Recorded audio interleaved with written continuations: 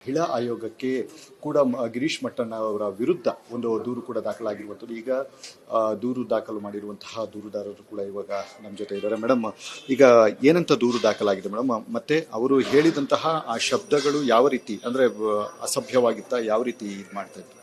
ಎಲ್ಲರೂ ನೋಡಿದ್ದೀರಾ, ಟಿವಿನಲ್ಲೇ ಪ್ರಸಾರ ಆಗಿದೆ. ಗಿರೀಶ್ ಮಟ್ಟಣ್ಣ ಅವರು ಧರ್ಮಸ್ಥಳದ ವಿಷಯ ಅಂತ ಬಂದಾಗ, ಅದರಲ್ಲೂ ಶ್ರೀ ಕ್ಷೇತ್ರದಲ್ಲಿ ನಡೀತಾ ಇರೋ ಸಾಮೂಹಿಕ ವಿವಾಹದ ಬಗ್ಗೆ ತುಂಬಾ ಅವಹೇಳನಕಾರಿಯಾಗಿ ಮಾತಾಡಿದ್ದಾರೆ. ಮತ್ತೆ ಹೆಣ್ಣು ಮಕ್ಕಳ ಒಂದು ಘನತೆ, ಗೌರವಕ್ಕೆ ಕುಂದು ತರುವಂತ ರೀತಿಯಲ್ಲಿ ಮಾತಾಡಿದ್ದಾರೆ.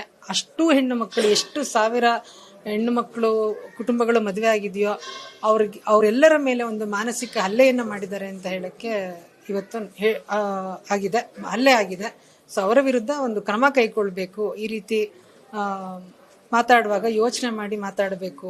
ಈ ರೀತಿಯಾಗಿ ಕೆಟ್ಟ ಕೆಟ್ಟ ಪದಗಳನ್ನು ಬೆಳೆಸುತ್ತಾ ಮಾತಾಡೋದು ತಪ್ಪು ಅಂತ ನಮ್ಮ ಎಲ್ಲ ಹೆಣ್ಣು ಮಕ್ಕಳ ಪರವಾಗಿ ನಾನು ಇವತ್ತು ಮಹಿಳಾ ಆಯೋಗದ ಅಧ್ಯಕ್ಷರಿಗೆ ಒಂದು ದೂರನ್ನ ಕೊಟ್ಟಿದ್ದೀನಿ.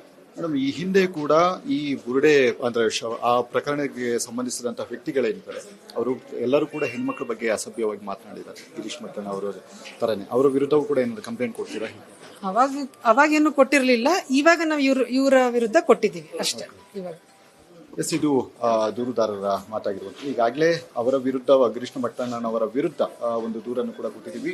ಅವರ ವಿರುದ್ಧ ಕ್ರಮವನ್ನು ಕೈಗೊಳ್ಳಿ ಅಂತ ಹೇಳಿ ಮಹಿಳಾ ಆಯೋಗಕ್ಕೆ ಮನವಿಯನ್ನು ಮಾಡಿದ್ದಾರೆ ಅನ್ನುವಂಥದ್ದು ಅವರ ಹೇಳಿಕೆ ಇದೆ. ಕ್ಯಾಮರಾಮನ್ ಸುನೀಲ್ ಜೊತೆ ಅಭಿಷೇಕ್ ಜಯಶಂಕರ್, ಅಶ್ವವೇಗ ನ್ಯೂಸ್.